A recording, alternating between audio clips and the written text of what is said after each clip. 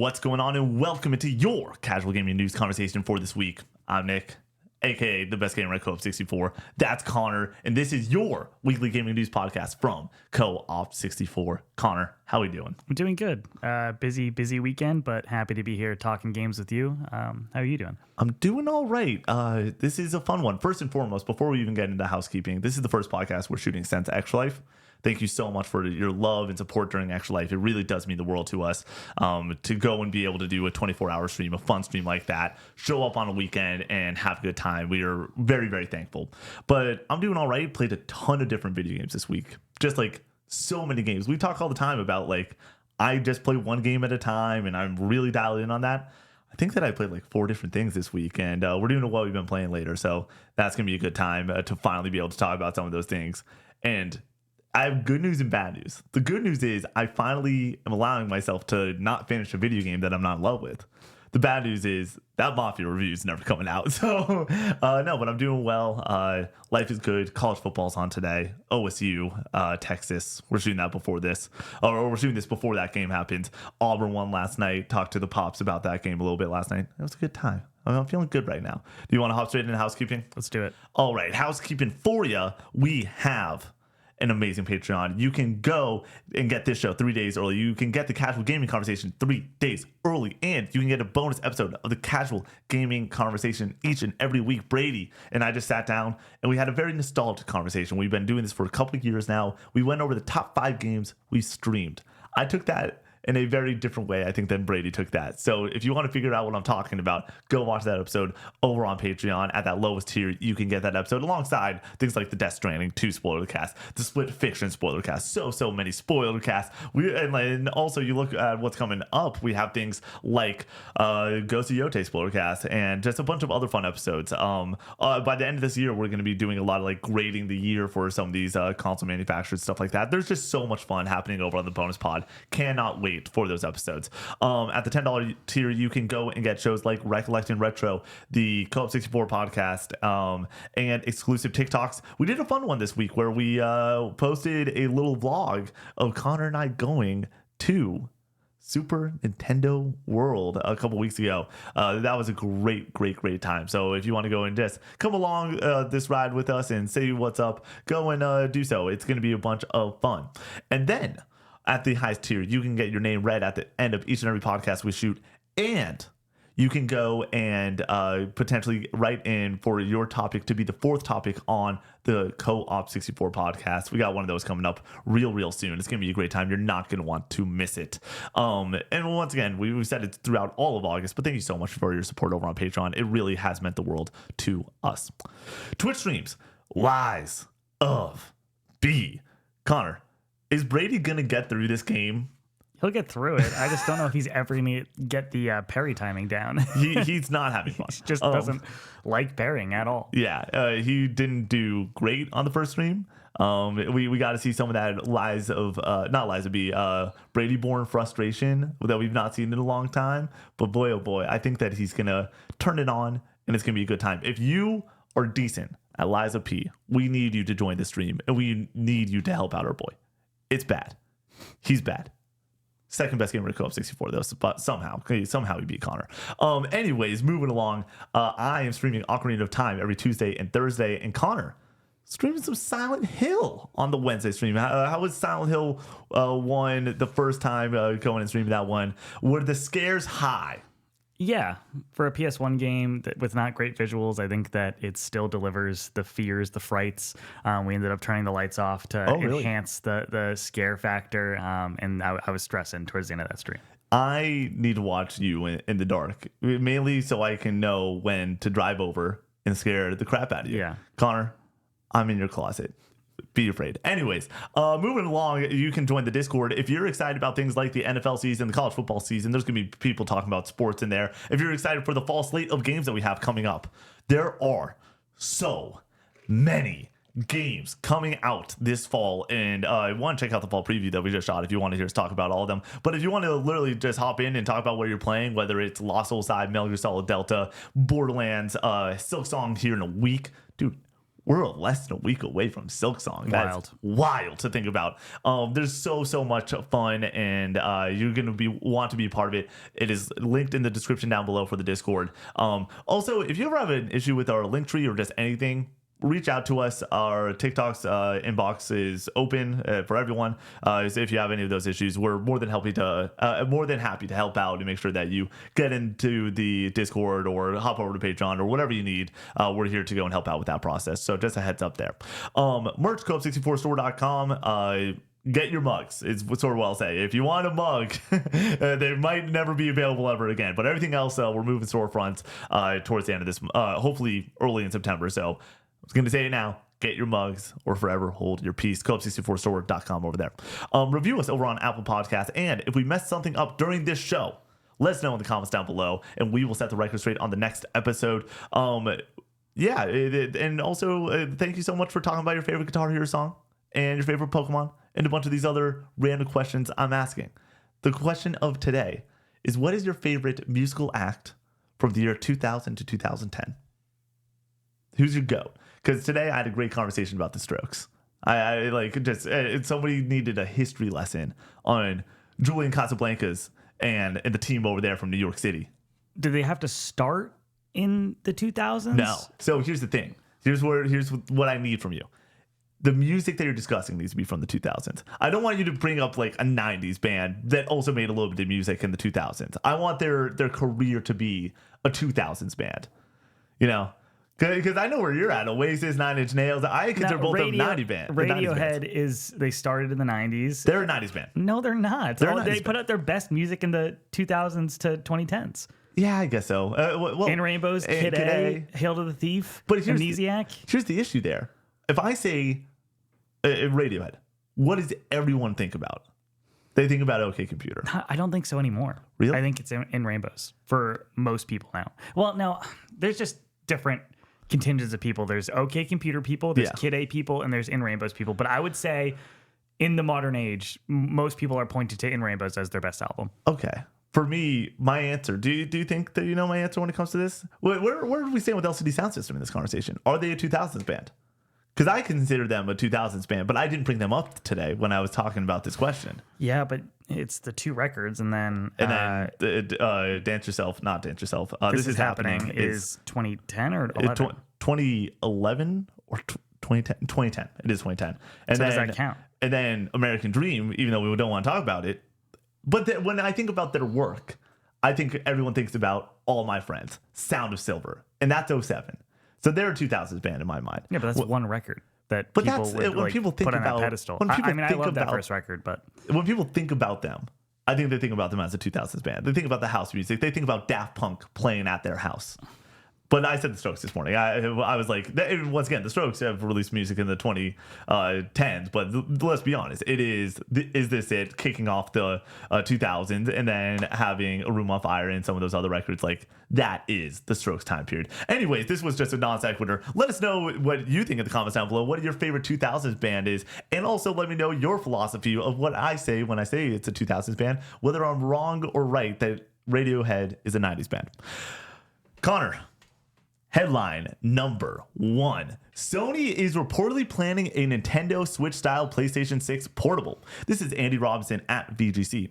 Quote, that's according to Moore's Law is Dead, a YouTube channel that has previously leaked accurate technical info on PlayStation consoles before their announcement.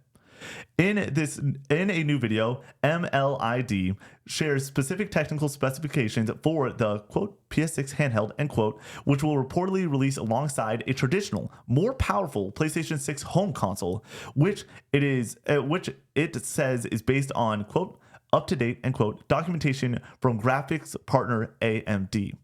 Notably, Moore's Law says it's seen, quote, multiple documents, end quote, that, quote, directly call out, end quote, that the planned PlayStation 6 portable can be docked like a Nintendo Switch, and claims that it will be capable of playing games natively at power exceeding that of the base PlayStation 5 when docked, end quote. Moving a little bit further into the article now, quote, Moore's Law is Dead speculates based on specification costs that the PS6 handheld could retail around $500 USD and release in late 2027. End quote. Connor, the PlayStation 6 is a coming.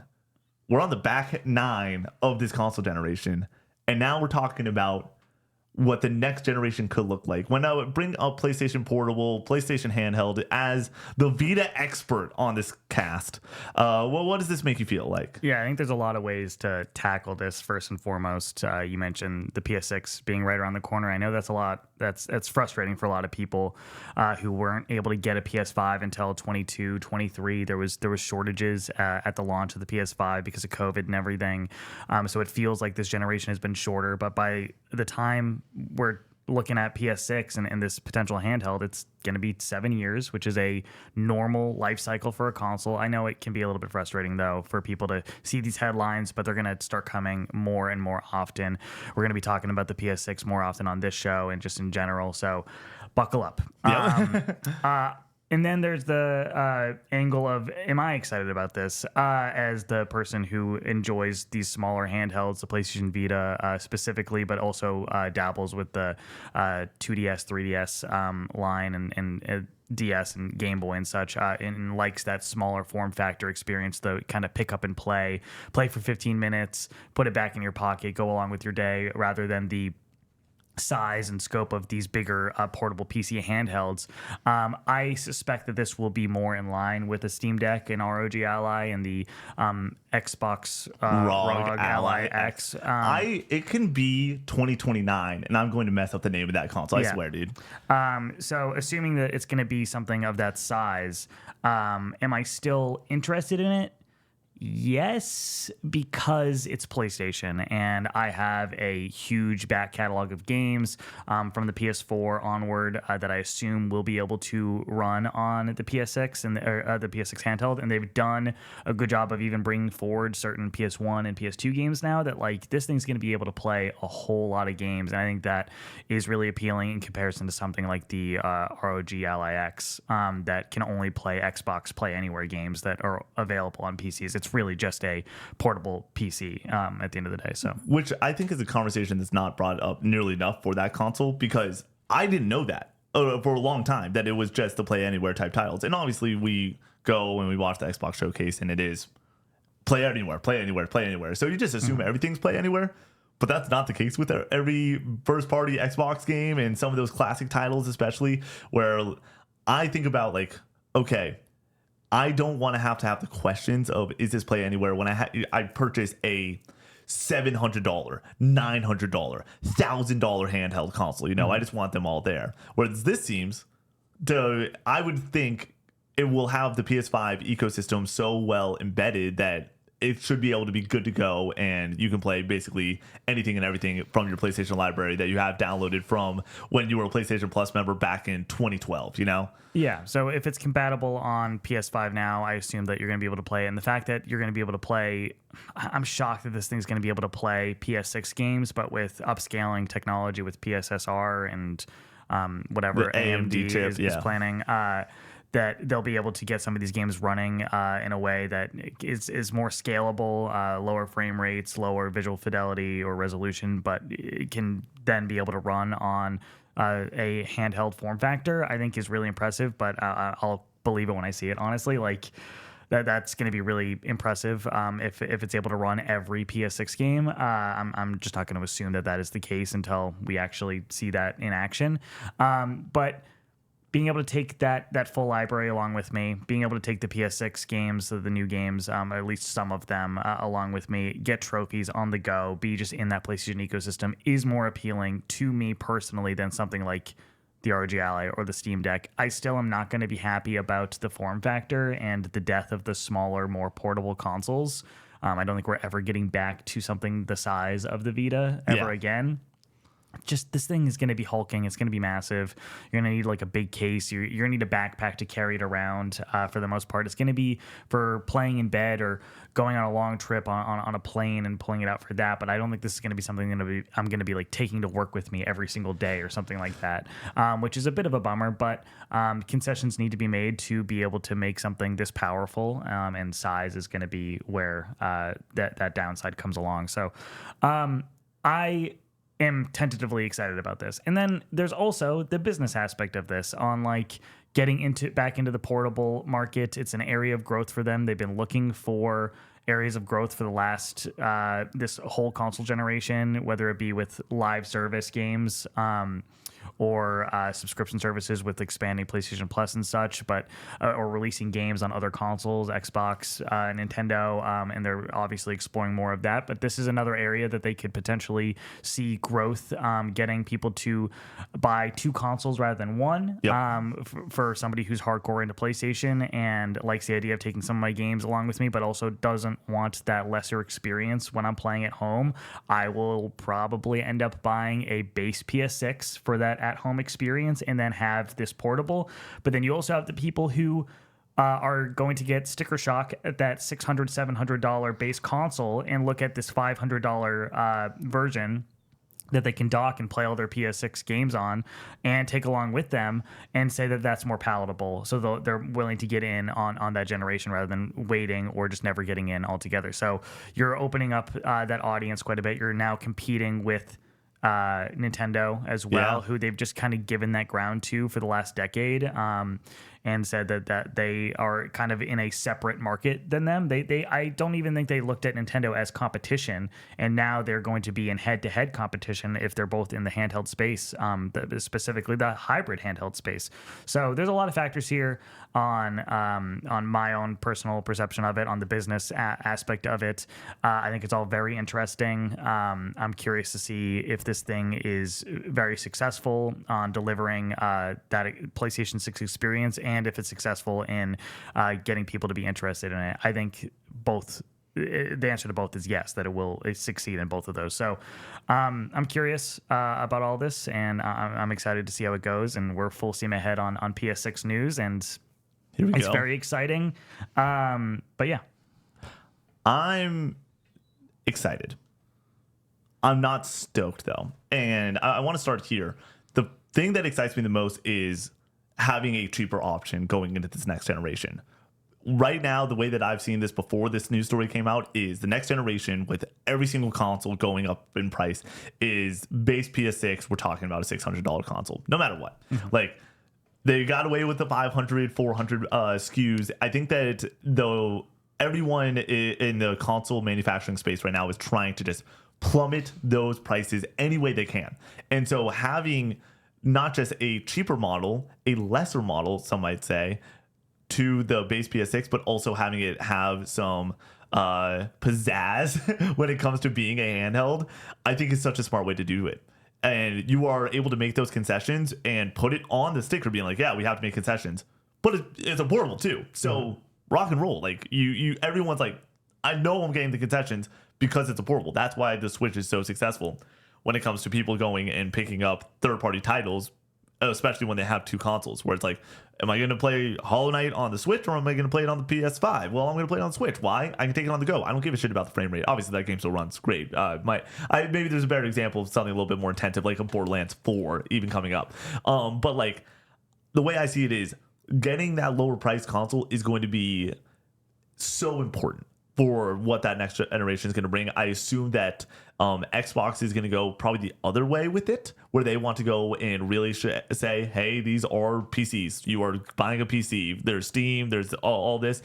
$800. You're buying a PC, but you can play it sitting on the couch. Go ahead. Whereas PlayStation needs to get a little bit more creative, where their offering of just exclusives might not be enough. This can go and be enough to get people in, especially at that lower price, into that next generation. Hey, we are the next generation. We are lower in price, and we have console exclusives, and it's portable. I think that that's a really rock solid sell for that next generation. I think that you've also seen the success from Xbox Series X and Series S. As much as people don't want to talk about the Series S and the way that it's held back this generation in such a not great way, this will do the same thing. It totally will do the same thing.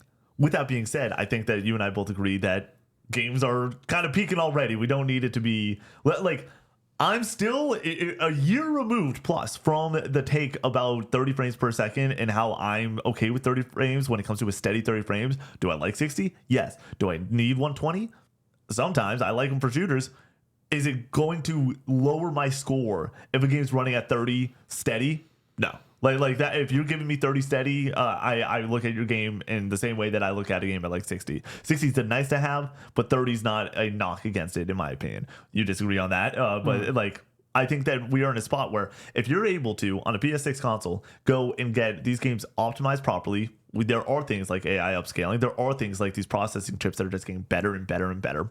It sometimes does lean on the game developer and their optimization when it comes to how well they're optimizing their games to run at that 30, 60, because the consoles can do it. And we see it all the time where a year later, there's that patch that comes out that makes the game run at 60 and runs better forever.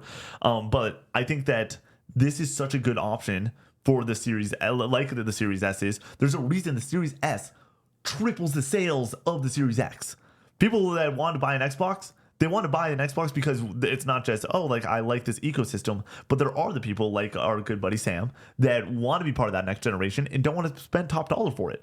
And I promise you, come 2027, there's going to be people that, if it's 2027, we can hop into there real quick after this. But like, if we go and get a console that is under the price and is $500 and it has a PlayStation sticker on it, and we're talking about November 2027, which I think is the earliest this thing comes out, it's going to be, okay, we have a portable option for $500. We have the base option PS6 for $600. We have I assume that there's also going to be a lower SKU potentially when it comes to the Xbox, but I think the lower SKU might be at that $550, $600 anyways. We have the lower SKU there. We have the high SKU $800. We got the ROG Ally X at a basically $1,000, let's say, for the souped up one. We have the Steam Deck 2 also probably hitting the market around that time.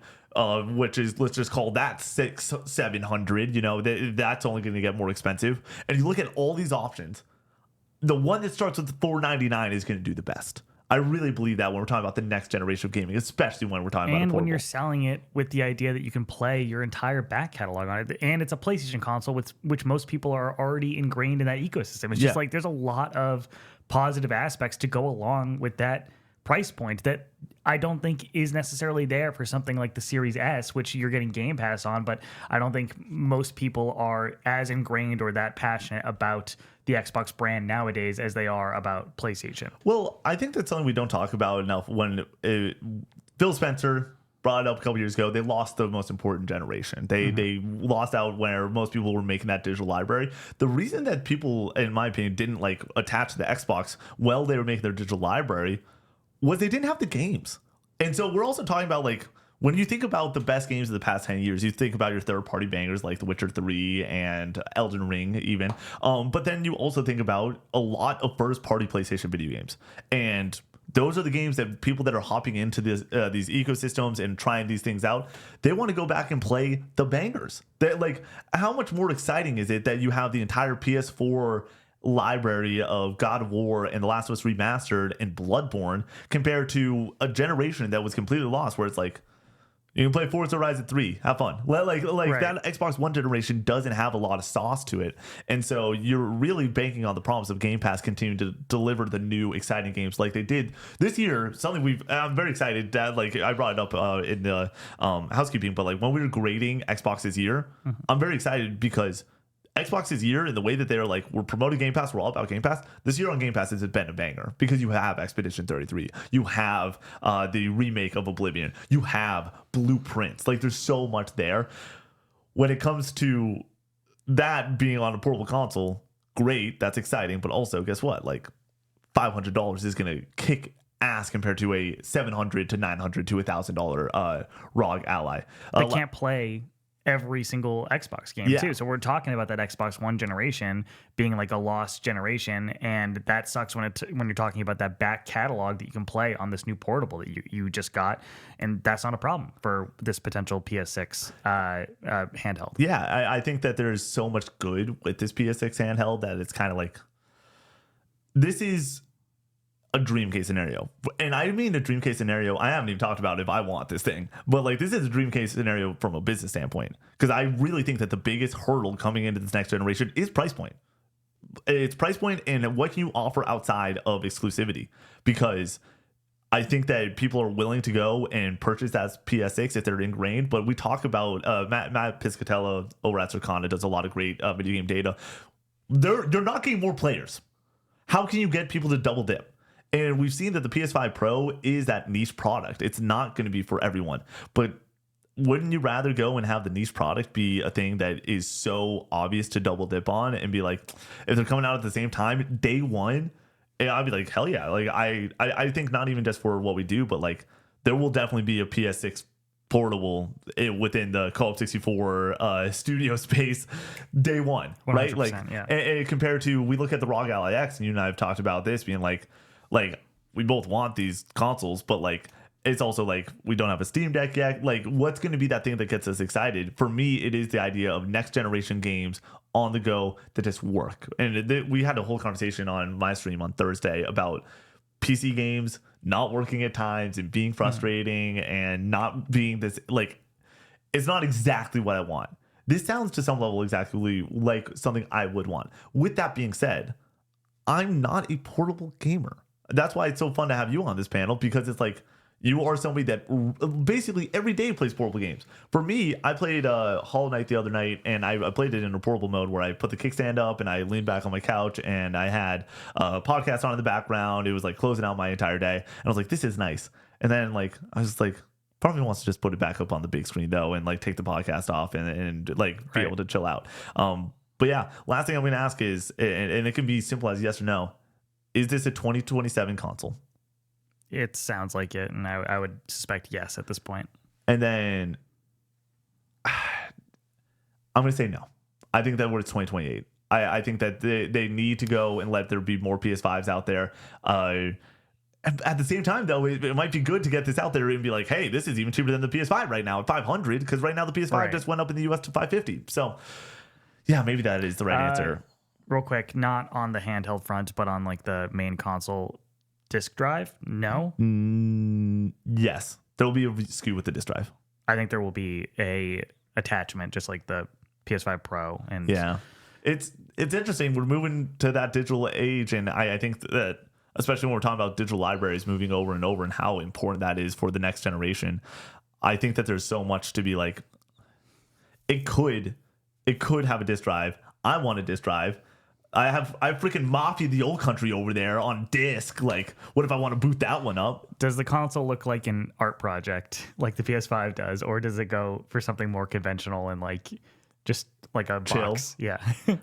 I hope it looks like the PS5, dude. It's gonna look like an art project. I love it, dude. If this thing ends up being like a hexagon, like hell yeah, dude. Like I like weird consoles. I look at my gaming setup, and obviously I'm not going to pull up like an image or anything, but I have the PS5, and then next to it I have the Switch in a like vertical stand, so it's skinny, and then I have the Series X. I love the way the PS5 looks. It dominates my console, dude.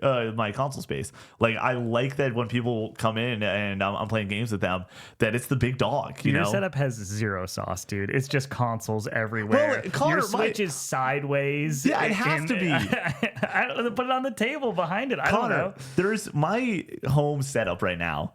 To be frank, is a disaster. Is just sticking out of the PS2 is just crazy.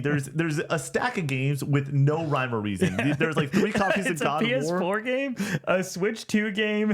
Is that a PS1 game? It's a Tekken 3 on the PS1, yeah. And then the GameCube's still over there from Sunshine. I'm waiting for Connor to... Is Sunshine down there too? It might be, yeah. I think it is. Yeah, so yeah, we have 5 different consoles from 4 different generations. All different shapes. Oh, goodness. Just stacked. And yeah.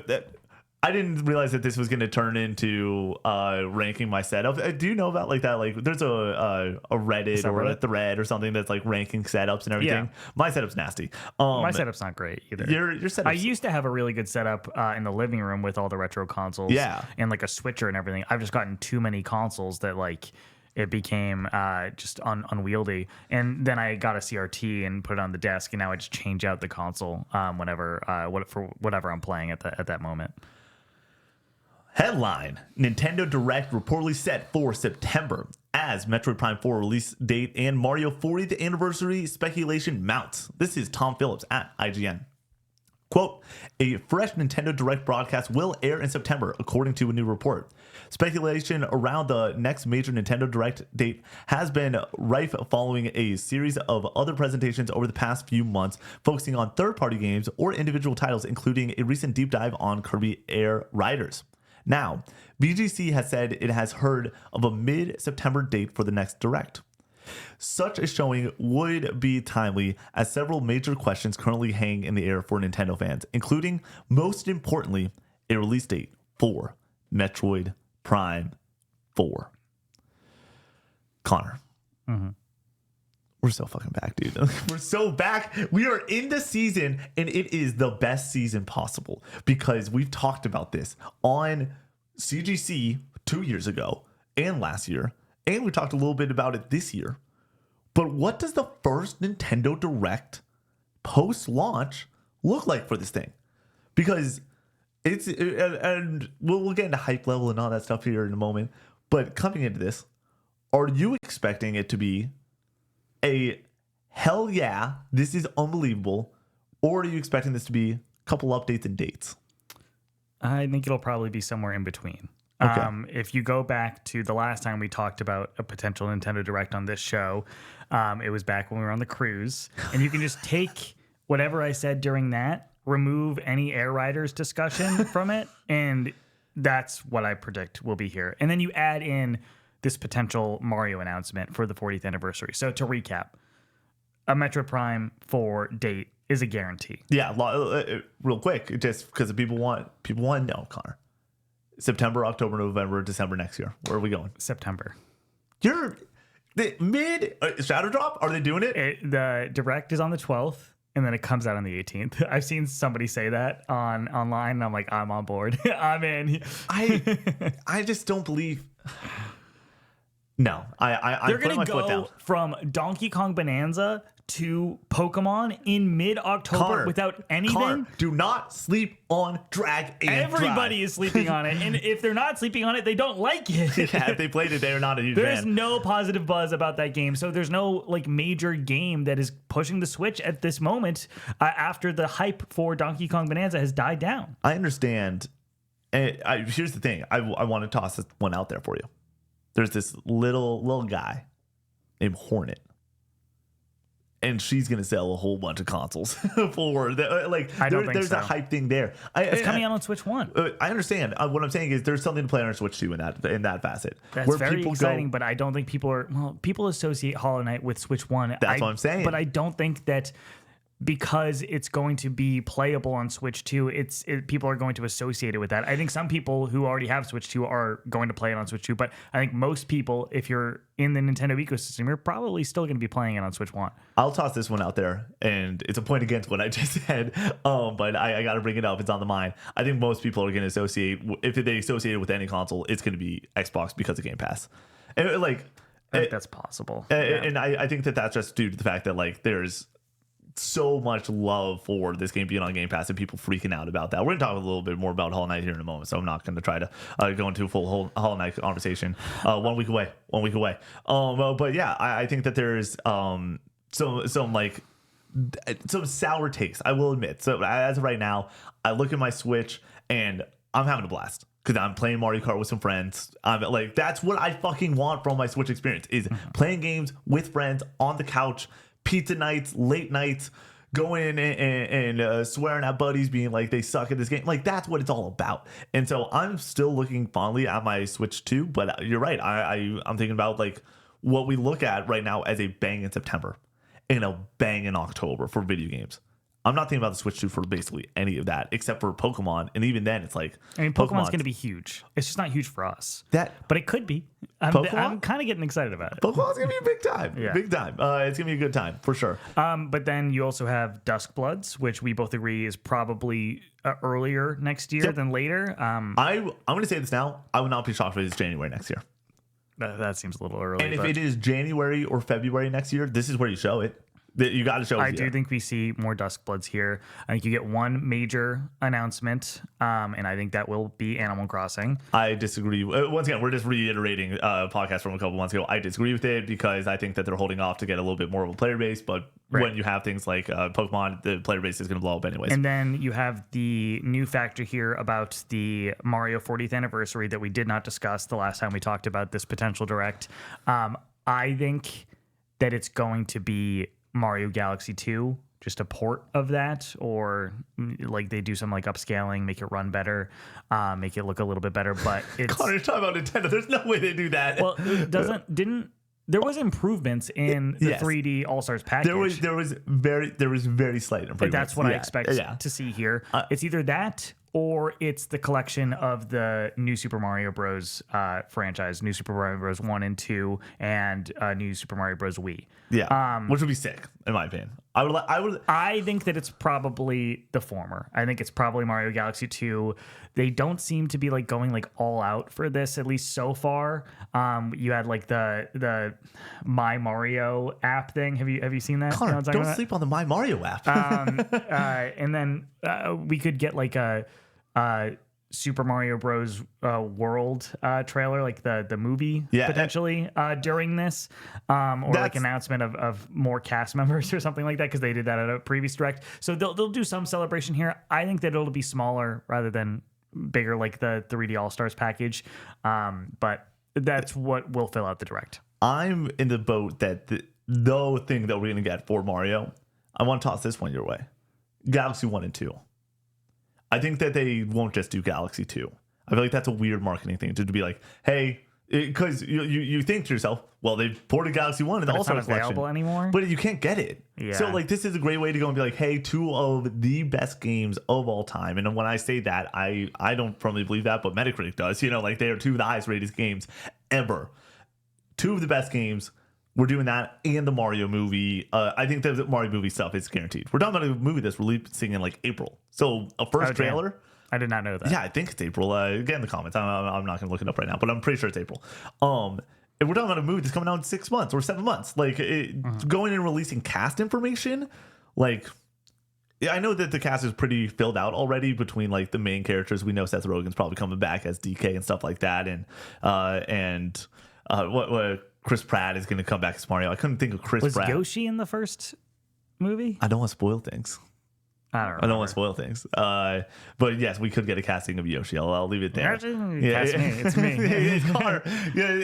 When Connor, we went to Super Nintendo World, they saw you with the Yoshi thing on your head. Go over to Patreon, check that out. And they're like, we got to get this guy in the booth. But no, it's probably going to just be a fun session of casting stuff. And I don't think that there's a chance that they don't do the casting thing, but I would say that I'm going to predict that they do, because what a viral moment that was. Literally like destroyed the internet for an entire day. There are people just reacting and laughing and being like, Chris Pratt and the guy who from Always Sunny, Charlie Day, thank you. And just like Keegan-Michael Key, just like so many like Seth over the top. Rogen. Seth Rogen as DK, freaking Jack Black as Bowser, which honestly is one of the best castings maybe ever. I'm gonna say it. Him as Bowser, 1, he did a good Bowser. 2, Jack Black as Bowser just makes sense to in my heart. But yeah, I think that we get a Mario movie stuff. I think that we get cast. I think we get a trailer and a official date and an official name. I don't even know if there's an official name on this thing yet.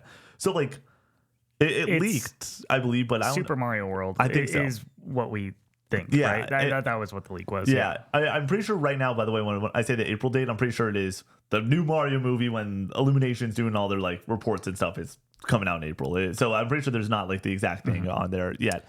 But yeah, I expect it to be Mario Galaxy 1 and 2, which I feel like is like a really good way to go in, check the box. Hey, you got Donkey Kong Bonanza. We want that to remain the focus. Let's not announce new 3D Mario.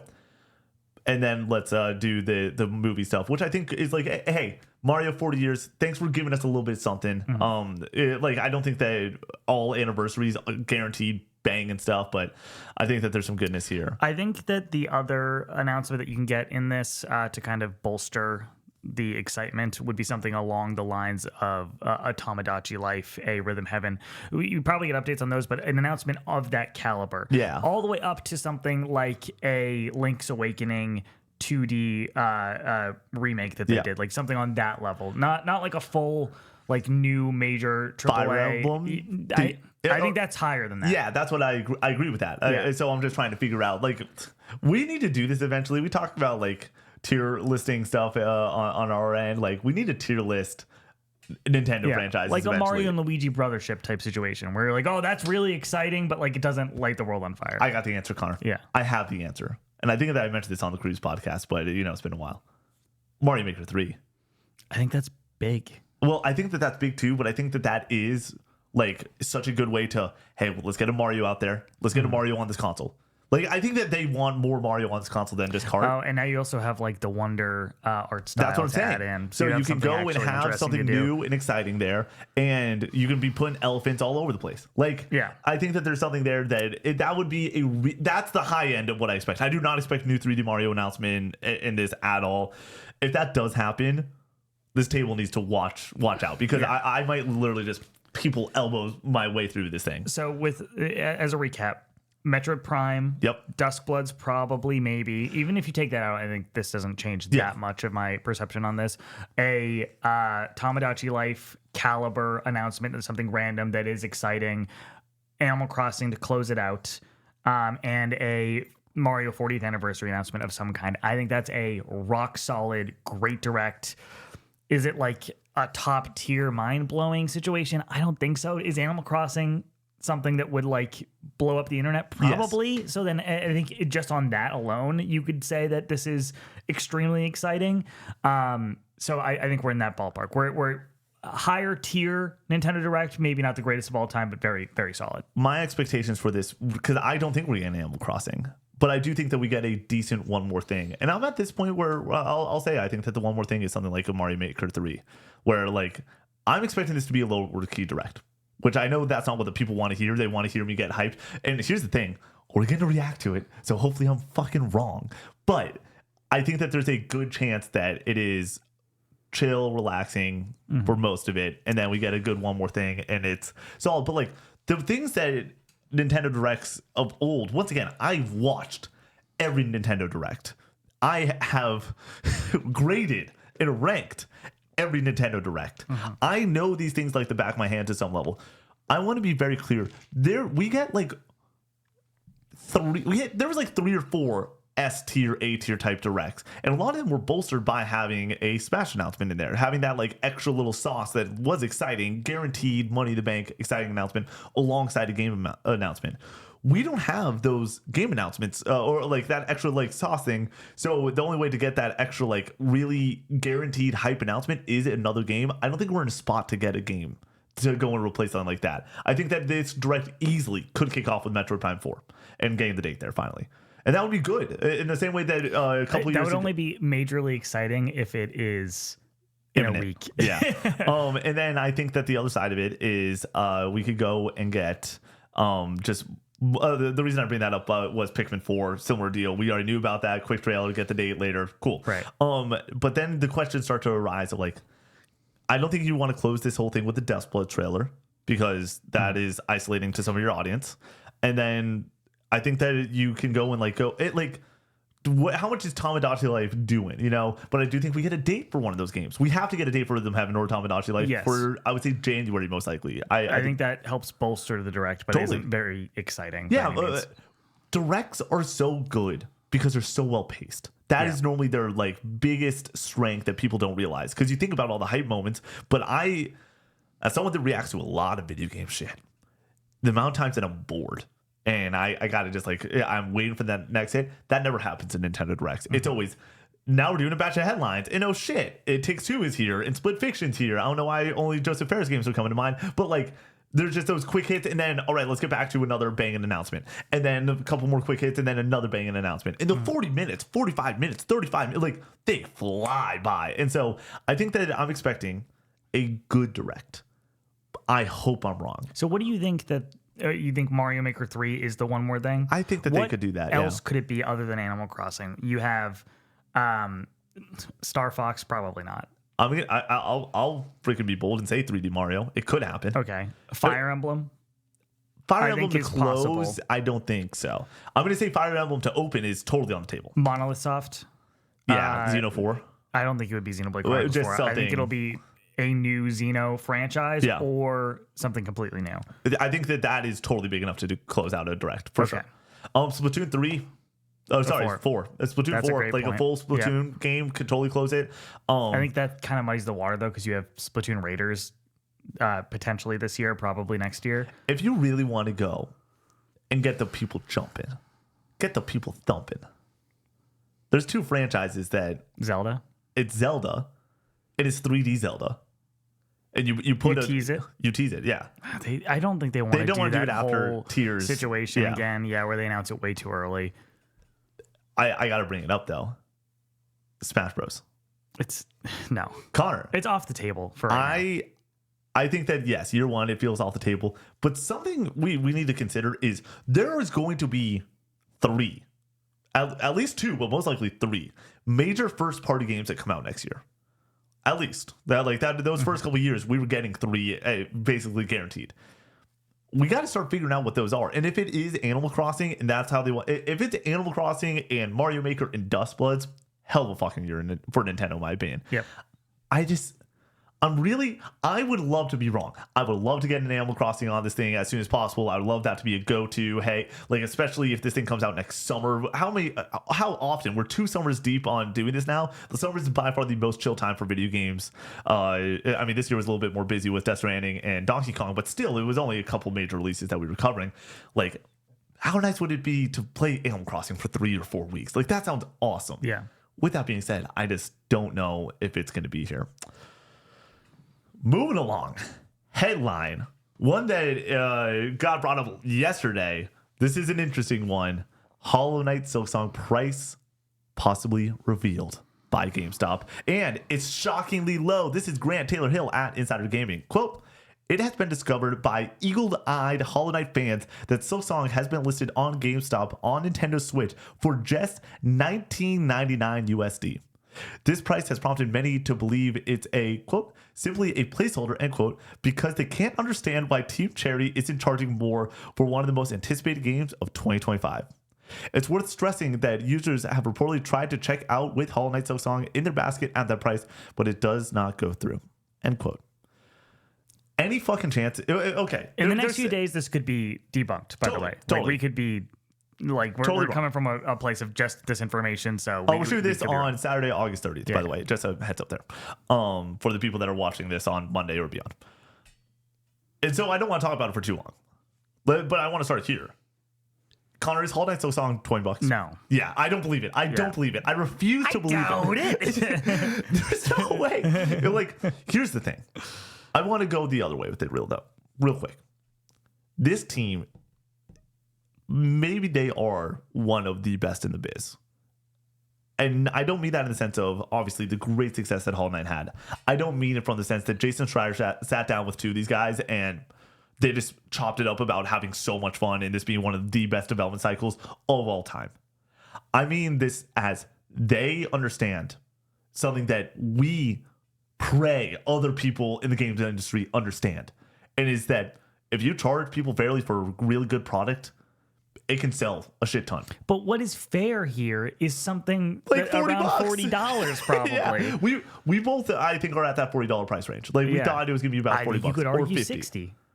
You could argue it. I'm not going to be happy to be paying more, but I'm just saying, based off of what they are saying is in this game with the amount of bosses and the new enemies and everything, and how long this has taken and what we think the scale of this game is going to be, I think that something around $40 seems very fair, but more also makes sense in my head. Once again, like, Astrobot was $60, and it's hard to compare. Is this game going to be longer than Astrobot? Yes. And that's a $60 game, and most of us are like, hell yeah. Like, that's totally fine. We feel like we got our money's worth, even with like going for the platinum and everything, and it being 15 hours. If it is $20, I'm going to lose my mind. Because I think that this is just one, but like, I wouldn't be, I need to be very clear. I wouldn't be shocked if this team does it, because that just seems what this team is doing. Yeah. With that being said, I kind of hope that it's $40. I think that going and pricing things around that 40 to 60 has just been so good for this year, and proving to major publishers that is a really strong price where, hey, let's shorten up that development cycle. And in this case, obviously it's not there, but like, shorten up that dev cycle a little bit. Let's keep these teams a little bit closer. Let's make sure that we're able to not spend millions and millions and millions of dollars, and let's get a game out for $50 and see what it can do. You have things like even Mafia, a game that I'm not loving, is I'm curious what the sales numbers are on it, but I think that if it was $70, it would. This should be a $50 game, and I think it's going to sell better because it's $50 and everything. And then in this case scenario, I'm just like, I think that you're going to sell the kind of the same amount no matter what. I really do think that. I don't think that even up to $60 price tag would deter people away from this. We're talking about a Metroidvania and Hollow Knight 1, which I'm playing through right now. And I'm fighting y'all. I'm fighting for y'all to get through this game before Silksong. It is long. I'm like 10 hours in, and I'm like 20% of the way through. Shout out to getting lost in Metroidvanias. It's a really good time. I think that this could easily be 40, 60, all that good stuff. But I wouldn't be shocked if it is $20. Headline: Ken Levine shares Judas key art and details about the game's villains. This is Wesley LeBlanc at Game Informer. Quote, Judas was formally revealed during the Game Awards 2022 as the next game from BioShock creator Ken Levine and his studio Ghost Story Games. Since then, the team has remained mostly silent, save for a gameplay trailer last year on what it's been up to with the sci-fi shooter that looks a lot like BioShock. However, Levine took to PlayStation blog to share new details about the game's Big 3 villainy system and the Judas key art. Taking inspiration from famed Star Wars poster illustrator Drew Struzan, the Judas key art features the protagonist up front and center, seemingly overshadowing what I think is a variant of her, presumably alluding to the way choices can affect the narrative of the game, though it could just be a totally different character. Above the Big 3, Queen Nefertiti, Sheriff Tom Austin, and Hope Jimenez. Levine teases there's more to glean from this key art, so I'll leave you to it. Alongside the key art, Levine shares that Ghost Story Games has just finished a major milestone. It's called Villainy. The director writes that villainy is a central feature of Judas and that your actions will attract members of the Big 3 to you as friends or turn them into foes. When you play BioShock or BioShock Infinite, the villain is always going to be the villain. Levine writes in the blog, Fontaine, Comstock, they're always going to be the bad guys. In Judas, your actions will attract members of the Big 3 to you as friends. But ignore one of them enough, and they become the villain. From there, they will get access to a new suite of powers to subvert your actions and goals. End quote. This is such an interesting one because, first and foremost, my thought process was Judas is dead. Like, we've not dead in the sense of this game's never going to come out, but like, I didn't expect to get an update this year. I thought that they were going away for a long time. Yeah, I think he needed to say something just to kind of get things back on track with the way that people talk about this game. That, like you said, there's some people who think that this game was in a lot of trouble and might not ever come out. So you come out, you say something, you give a little bit of an update here, not a major update, just talking about the game in some capacity and get people thinking about it and get their confidence back that this game is actually going to come out. In my opinion, when it comes to Judas, there's only two possible options. It never comes out, or it's amazing. Yep. And if it's not amazing, it won't come out. Yep.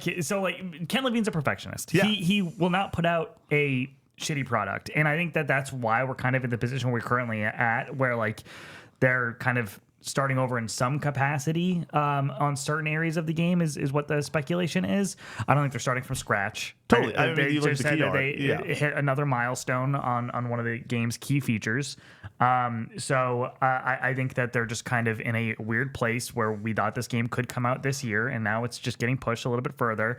And by the time it eventually does come out, I think that it will be great. Yeah. And if it's not, I don't think we ever see it. So I have more faith in Ken Levine than almost. There's the handful of creators that I have more faith in, and then it's Ken Levine. Like Ken Levine, we talk about. Yes, I do know the baseball term Mendoza line. Ken Levine's such a good Mendoza line for whether you are the best of the best in the biz. If you're better than Ken Levine, you were one of the greatest to ever do it. If you're worse than Ken Levine, you're probably still really fucking good at creating video games. Ken is brilliant. This villainy system and the way that he wants to evolve on two of the best villains in all of video games, I have freaking chills right now talking about it. That sounds so cool. I hate the choose your own adventure type stories. I love these tailor-made experiences in BioShock and BioShock Infinite, two of my favorite games ever. The two games that I tote as having the best atmosphere in all of gaming. I think that there's so much good to be had of the bones of those games, but this seems like a true evolution to that formula in a way that actually sounds exciting and doesn't make me be like, just make another more BioShocky game. There's going to be so much BioShock sauce in this game for sure. That's what Ken does well, is atmosphere. But to go and evolve on, even like when I think about Bioshock and Infinite, I think about like what makes those games so special, and the villains do make it so special. The fact that he wants to go even further with that, yeah, I'm like, I am seated, bro. Like, I am so excited for what this can be. Final headline for you. Early Lost Soul aside PS5 reviews axed as, quote, comprehensive, end quote, day one patch is announced. This is Robert Ramsey at Push Square. Quote, Lost Soul aside, the PS5, previously PS4, action game that has been in development for what feels like a lifetime will receive what sounds like a significant day one patch. As revealed on social media by the title's official account, the update, which will be available to download on the 29th of August, features, quote, comprehensive performance optimizations and stability improvements, end quote. In other words, we're fully expecting Lost Soul Aside to be a bit of a mess without this patch. In turn, that probably means a distinct lack of reviews for the game's release. Publishers will usually hold back review codes if their game has a clear technical issue. The day one update also covers, quote, visually enhanced effects, end quote, overall audio refinement, and polishing, and final polishing and gameplay upgrades, end quote. This is an interesting one because obviously Lost Soul is now out. People are playing this game. Doesn't sound like the patch really fixed a ton. I have watched roughly 4 hours of this game. Between shout out to Blessing Ado Jr. for streaming it, like the moment embargo sort of thing went up, I was like, why is this guy awake and streaming at like, it was like 10:30 our time. I'm like, it's like 7:30 PST where they're stationed at. So I watched about the first hour. And like, I'm not like zoned in. I was doing some work on the side, but I had it up in the background. And then similar situation, I watched a friend of the channel, Java, go and stream about 3 hours in different chunks for like hour a piece throughout this while I was doing work in the background. This game seems fine. And the reason we wanted to bring this up is like, I don't love the situation for this game. I don't know if we're going to get a Lost Soul 2. I think that there's a lot of issues. I personally think that this actually, some of the stuff that is being discussed when it comes to performance, I really wish that they delayed it even further. We're talking about a game that was delayed already. I think that there was pressure to not put this game in September or October to allow it to have a little bit of a moment to shine. You even look at the competition like Metal Gear Solid Delta that came out on the same weekend, and it is, hey, it's a remake of a game that a lot of people already played. You know, like maybe that's not going to get everyone back in for that $70 price tag for a 10-hour game, you know? But I think that there are people that look at this and is like, yeah, like, I'll give it a shot. The issue is when you go and every headline day one on your release is, there's a big old patch that you need to download, and even when you download it, it still can go and have glitches and not run with proper optimization. It's like, I really wish that this was not the case for this team with their first outing, their freshman outing. I think that there is a better way to go and have handled this. With that being said, I think the bones on the game look good. The platforming seems all right. The heavy, flashy action looks solid. The hard part is, I think that the reason I want to bring this up as a news story is like, I don't think I'm going to be touching this one this year. This was in my, I think it was number 5 or 6 for my most anticipated for the rest of the year when we made that list in July, I think. Yeah, maybe. So a few games have come out, I think, since then. But I was excited about this, and it's a bummer to see that people aren't really enjoying it to the capacity that I was hoping. I'm kind of more intrigued than I was a few weeks ago. It's the Mafia situation. Yeah, where it's just like, I kind of want to play mid games to get like a good frame of reference every once in a while, because I feel like I only play good stuff because why would I waste my time with something that's mid to bad? Yeah. But I it's a good litmus test though to like have a comparison point to play something that's a little bit lesser every once in a while and kind of form a more well-rounded opinion on what's good, what's bad, what works, what doesn't, and kind of test that skill a little bit on reviewing something that's a little bit more shaky. Yeah. It's really easy to kind of gush about something when everything about the game for the most part is great, and then have like your little nitpicks for something that's in that 8-9 range. But when you have to go back and kind of like really tear down a game piece by piece and talk about what works and what doesn't for something like Lost Soul Aside, like Mafia the Old Country, I think that does sound kind of fun. Yeah, there's a lot more nuance to it. But for it's sure. like, is it I don't know how long this game is. Is it worth 20 hours I think or it's whatever? 10 to 15. 10 to 15? That's not bad. How long is Lost Soul Aside? It's funny, right? The last time I typed this in, it was how long is Mafia? So we're talking about so many games. It's not been announced. Yeah, I feel like I've heard 10 to 15 again in the comments. This is one that we'll probably get information about literally like it's tomorrow. only been out for a day. So yeah. The fact that people aren't kind of letting everybody know, hey, this is like 10 hours, because I think people would have already beaten it at that point. That's a good point. Maybe probably is a closer little to bit 20. longer. And there is a review up right now, right? Like Gamer gave it a 40. Yeah. And then Push Square has a review in progress that is negative. Yeah, I read through the Push Square one, and it's a bummer. Like, we don't want. Where do you think this ends up on Metacritic? 61. I was going to say like 55, okay. But I think 60 also. Yeah, is 50, possible. 60s. I don't think I'd be shocked if it ends up in the 40s. I think that like we're talking about a game that is a little bit messy, but I don't think it's just an outright mess. Like, I don't think that it's just like a disaster zone sort of deal. Have you seen the voice acting? No, I've not. It's pretty funny. Okay.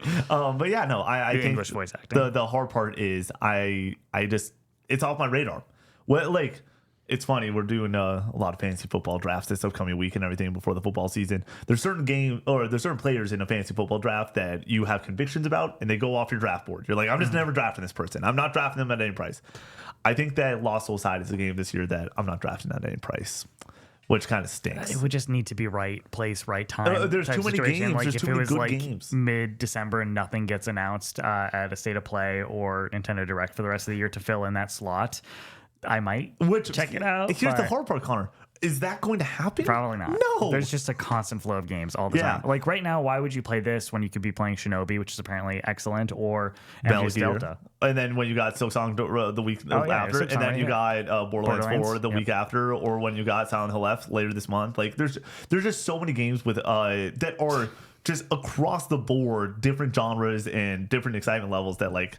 You gotta give the nod to some of those. You just mentioned Borderlands 4, and I'm just thinking, it's on my birthday. Yep. When that comes, that day's just getting stacked up more and more. We think that there's going to be Nintendo Direct. Yep. We think that we know that Borderlands is coming out. I on my birthday like to go to a few game stores, go out to lunch or whatever. Laura's taking that day off, so I'm gonna stack that day up with just like the best things ever. Connor, you say the word, we can get a stream on there and play some Borderlands 4, or just here's the thing. It's a Friday. Yeah, I just want to play games with you. Like, what if we just play some video games together? Because I'm going to be coming off of playing so much Hollow Knight Silksong. Real quick before we close out the show, we're not rushing Hollow Knight Silksong like at all. That's going to be a fun one where we'll get that review up probably like 2 weeks after release. Reminder, they didn't even they aren't sending codes to anyone in the press. So that one's going to be a review in progress for a while. Our plan is to get a Metal Gear Solid Delta review out as fast as possible. Obviously, Connor, between traveling and when this game released, we weren't able to get it done this weekend. But be on the lookout for that. There's a bunch of great games coming out. The fun part is, I was talking to our buddy Jacob recently, and I was like, dude, like, I know what my next like 6 games are. The main question is, do either of us get to Hell Is Us? And I feel like that's a question that can only be answered by a Metacritic score. Right. We need it. That needs to be gassed. Thank you so much to the people that support this show. You make this possible. The people at the highest tier get their name read at the end of each and every podcast. A little bit of a reminder. We're shooting this on August 30th. This and Casual Gaming Conversation will be the August members. If you signed up during August at that highest tier, you will be part of the September read-off list. Just a heads up there if you're waiting on that. We are so appreciative of your support in the month of August. So thank you so much. But for the amazing members that we have for this list, there are amazing members like Trace Hurd, Crumbly L, Sir Shellis, Lumus, Ooh, Crazy, Chuzar, MD Dunbar, Mr. Munchies, Farmer Spud, Rocket Tater, Nofi, Swampy Bits, Jaxie T, Tristan C, Sconesy C, Strachan 1978, Dingleberg Rules, Centuru, Hook 'em Horns. Horns down today. Horns down. Let's go OSU. Go Nash. Das Goopy. Neutral Sphere. No, it's not worth it. Easton C. Scooby Dooby. We nuke this kingdom. Crispy. DJ Zach B. Uli. Jacob D. Big Mag. Metal Nate. The Patty Cake. Bear. Pog. Cowboy Jesus. Yogi. Dom. Holding them. Colin C. Brack. Voodoo. Milky Sins. Dr. Pookie Bear. Alex the Golden. Andrew H. Master Diz. Bad Fellow. Only One Rufus. Drifter X1. Skirt Skirt. Goops. Sorry. JMAP B3. Goops. Ali Ben Ali. And Kingdom Hearts Sucks. Thank you so much for joining us on this episode of the Casual Gaming News Conversation. We will see you in the next one. Peace out.